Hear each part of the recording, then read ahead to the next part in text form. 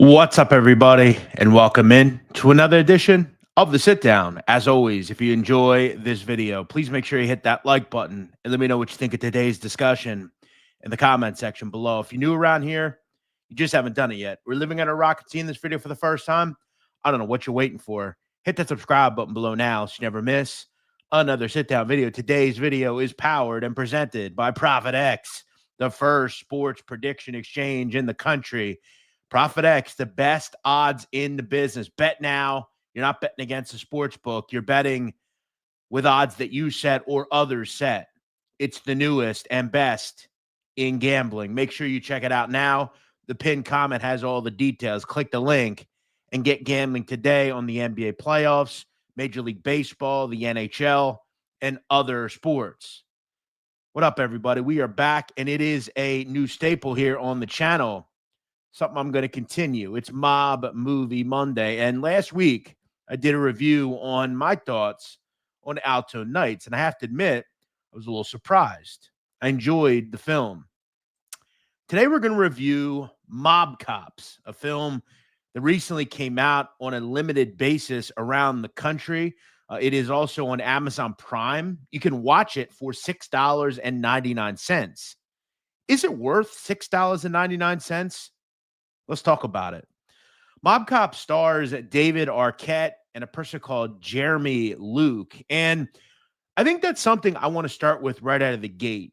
Arquette and Luke play the real-life portrayal of Stephen Caracappa and Louis Eppolito, two individuals who were members of the NYPD. As we know, they became rogue, they became corrupt, and they began killing on behalf of Anthony Casso. We all know this story. Straight out of the gate, I'm going to tell you right now, I hated this film. Hated it. I couldn't get through it, arguably. But I watched it because I knew I was going to do this. I try when I do a review or an opinion on something, and yes, I do food reviews occasionally on Twitter and TikTok. If the food sucks, food sucks. This movie's just not good. Is it worth $6.99? No. They should pay me $6.99 to watch this. It was rough. And I'll start with the individuals they picked to play these roles. They were horrible. The acting was bad, quite honestly. I don't know who on earth thought David Arquette would be a good Stephen Caracappa. I will say, I thought if there was one thing about this film that I thought was good, the storyline was very true, most of it. I mean, most of what they portrayed in the film is what happened, right? They had kind of, I think, a good grasp of who these two people were. That said, I mean, David Arquette just wasn't real believable in this role. It just seemed like he didn't belong at all. And I think if you watch it, you'll see what I'm talking about. He almost seemed like a fish out of water in this type of role. To play a corrupt cop / gangster, you've got to have a certain type of panache as an actor. And David Arquette just doesn't really have it, at least in this role. And to be quite honest, I hadn't seen David Arquette in a while. I kind of forgot he existed. What was the last film he was in that was any good? Was he ever in a film that was any good? I mean, let's just be real. I mean, when's the last time David Arquette was good in a film? Ever? I mean, you got to go pretty far back. I mean, what was he in? Scream? Like the 7,000 Scream films? That said, in this role, he was not good. The portrayal of Louis Eppolito, it was definitely better. I thought the guy that played him, Jeremy Luke, definitely was way better than Arquette.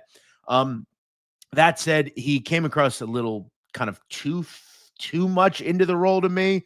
It just didn't really fit. Again, I get why they casted Jeremy Luke. Look, I think the issue with this film, and we saw it in Alto Nights, there were too many big names, too many old guys. It seemed like an old film. This seemed like a film where and it was the same type of film that Inside Man was. And I found out the guy that kind of put this film together, the producer who actually played a part in this film, he played the Tommy Dades character. He was the guy that did Inside Man. And it's this new age mob film where they film it in Cleveland and try to portray it as New York City. And that's the issue. The authenticity of this felt like Gotti, the new one. It felt like Inside Man.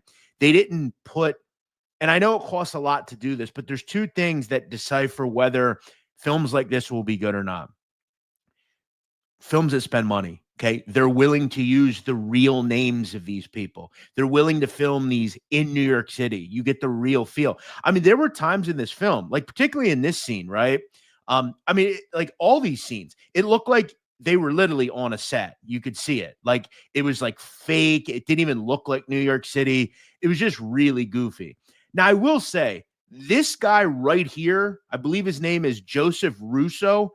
He knocked out of the park the Anthony Casso role. Very good. He even looked like him. I mean, that's one thing about this film that I thought was good. They did good research on the film. It's just everything else was terrible. The acting sucked. The location sucked. Any good gangster film or TV show, everybody knows this. The most important thing is the setting. Okay. That's why Scarface was great. That's why Goodfellas was great. That's why The Irishman was great. That's why Casino was great. They were filmed on location. A setting is important to a film. And again, I know these films are hard to make nowadays. And that's why, like, I'm not going to destroy this film like I probably should. Is it worth $6.09? Absolutely not. But there was one thing that I loved about this film, and it was this guy. This guy did a really good job as Anthony Casso. He was that kind of sociopath, jokester, kind of just he seemed like a gangster to me. He could pass for a gangster in the streets, and that's something I think this film lacked. You're portraying members of the Lucchese crime family. You're portraying Jewish gangsters like Burton Kaplan. You're portraying cops, one of which who what they're both gangsters, but Luis Eppolito was from a family of high-end Gambino people. I just think a lot of it was really forced as far as the, hey, you looking at me, it was too much. But again, Joseph Russo, this guy did a hell of a job as Anthony Casso. Now, I highlighted setting being an important part of a good gangster film. This didn't have it. The setting was awful. You could tell it wasn't New York. At times, you could tell, again, they were literally on a set. You could see it. It was like, it looked like a play almost, right? You see a play where they have like the structures in the back and they just look fake. That's what this looked like. And that was one thing about The Sopranos. When you really look at The Sopranos, like most notably when Tony's inside his house, you can tell it's like a set, right? Like it just looks fake. This film was full of that. It looked like they were in 2025 in 1970s New York. Like it just didn't fit. And again, I know they're portraying that this is in what, the 80s and 90s. It just didn't look legitimate. Also, they continue to cast this guy in films. This guy is one of the worst gangster actors you can find. Bo Dietl. Listen, seems like a nice guy, but he is a terrible actor. Enough with Bo Dietl. Gravesend has Bo Dietl, and he's horrible in that. He was horrible in this. He plays the Burton Kaplan character. And that's one thing, again, I want to also get into. One thing, and as a mob snob, which we all are, we all watch this genre, we know a lot about it. And again, I know this is trying to attract the new audience, someone that doesn't know anything about this. But you've got to use the real names of these people. Like, it's stupid. It sucks. There's no reason not to. All the people that are the center of this film are dead, okay? And that's the only reason you wouldn't use their names, because you'd have to pay them. All these people are dead. Cara Cop and Eppolito are dead. Burton Kaplan's dead. Anthony Casso's dead. All the people in this film are gone. I just didn't understand why. And it was only money. Like, they didn't want to pay the money to have the rights to these names. And they did this in the other film, Inside Man. It just takes away from the structure and the authenticity of the film. None of these people were named Anthony Casso or Luis Eppolito. Like, they were named like goofy names, like where maybe they have the same like J name or A name, but they use a different name. Like, for instance, Eppolito's name in the film is Leo. It's just not good. It sucks. To throw in that with the location stuff, throw it in with people like Bo Dietl. I'm not a Bo Dietl guy. I don't think he's any good. I thought his Burton Kaplan, I guess it was pretty solid as far as, again, they did do a nice job at the story. The story was real and true. It's one of the more truer storylines you'll see, but everything else was just real bad. Stop casting this guy. He is not a good actor. Let him have his table at Rayo's. I'm sure I probably won't ever get into Rayo's because of this. And I probably wouldn't get in there to begin with due to some of the things I talk about. That said, no more Bo Dietl. Enough with Bo Dietl. Let me say this, though. If there was a super fucking cool thing about this film, it's the fact that, and nobody's talking about this, they got the real Chris Paciello to play a part in this film. It's actually very cool. Chris Paciello, yes, that Chris Paciello. And if there was a believable gangster in this film, it was Chris Paciello. Wow, he really did a great job in a very small role. He plays Eddie Leno. Now, in this film, he's called like Carmine Imbrios. I don't know. I forget his name. Again, nowhere close to Frank Leno, which, again, another person that's dead. I don't understand why we can't put the real people in this, but they're not Frank Leno, Eddie Leno, which is dead as well. This was cool, I have to admit. Seeing Chris Paciello, who, again, we haven't heard anything from. He's just kind of making a bunch of money and with a lot of attractive women in Miami. It's cool that they got him to do this. I think they were able to get it due to the fact of the guy that was involved in, I believe, is a producer in this film. From what I understand, Michael Franzese did a interview with the guy. This guy, Danny Abedecker, he's the director. From what I understand, he was in the club industry. Maybe he knew Chris through that. Kevin Connolly was also in this film. We know that Kevin and Chris know each other. But yeah, I actually thought this was pretty cool that he was in the film. We, again, haven't heard much from Paciello, so it was pretty cool to see him in this. And it was probably one of the gleaming lights of this film. When I watch a film like this, my goal is I want to be very involved the whole way through. I wasn't. I wanted this film to be over. It's about an hour and 27 minutes. It's not long at all. I wish we would have seen more into the Casso situation. I would have liked to have seen more as far as his background. But again, the timeline of the events were good. I thought, the Jimmy Heidel, Frank Heidel stuff was pretty cool. Obviously, that's a big part of the Casso mob cop storyline. But yeah, in terms of like David Arquette, I was out on that. The location, the setting sucked. Bo Dietl sucked. Really, a lot of it wasn't good. As far as a rating for this film, I don't know, 4.1. It was pretty bad. Is it gaudy 2018? No. Is it?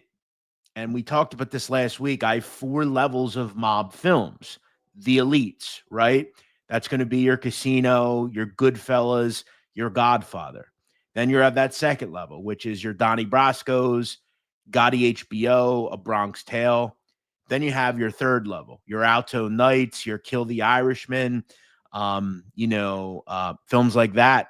And then you have the low level, right? The Gotti 2018, 10th and Wolf, like those films. This is, again, maybe like your 5th level. This is between like Alto Knights and 10th and Wolf. It's like in there. It might even be at that level. I'll give it some respect because I did think the guy, Danny Abacasser, or whatever his last name is, the director, I think the events were good. He got that correct. The storyline was real and actually happened, but everything else was pretty bad overall. The setting, the actors that you had portray. I do want to say one other thing. The women in this film, very attractive. Did a nice job at that. That said, I'm going to guess that Stephen Caracapa's girl or wife didn't look like the girl in the film. I thought the character stuff was bad. They just didn't cast many good people in this. And enough with Bo Dietl. Stop with Bo Dietl. And like I said, this director was also involved with Inside Man, which he played Roy DeMeo in that film. In this, again, he played Tommy Dades, the Tommy Dades type character. I can't get to a film about the mob when we're not using real names. I think it's cheap, it's inauthentic, and it sucks. This is coming from someone who looks into this stuff, and this is how I make part of my living. So maybe I'm being a little snobbish with it. That said, it wasn't good, at least to me. Should you spend $6.99 on it? I can't be fake. No. That said, if you want to see Chris Paciello in a film, you should. And that maybe is worth $2 or $3 in its own right. Because Chris Paciello, I thought was like, I would love to see a film where he's the main star in it. Like, he was really good in like a really limited role where he's literally in a car. Like, he was very believable. So, Chris, we need to get you in more films. If you watch this, hit me up. I don't know the winner view, but I'd like to see how you're doing. Other than that, I'm out of here. I hope all of you enjoy your day. Hopefully you enjoyed another Mob Movie Monday. What did you think of Mob Cops? If you've seen it, let me know in the comments below. If you're going to watch it and you're going to put yourself through the hour and 27 minutes, let me know what you think. And yeah, hit that like button if you'd like to support our channel further. Hit that super chat icon at the bottom underneath the video. We'll see you next week here on the Sit Down.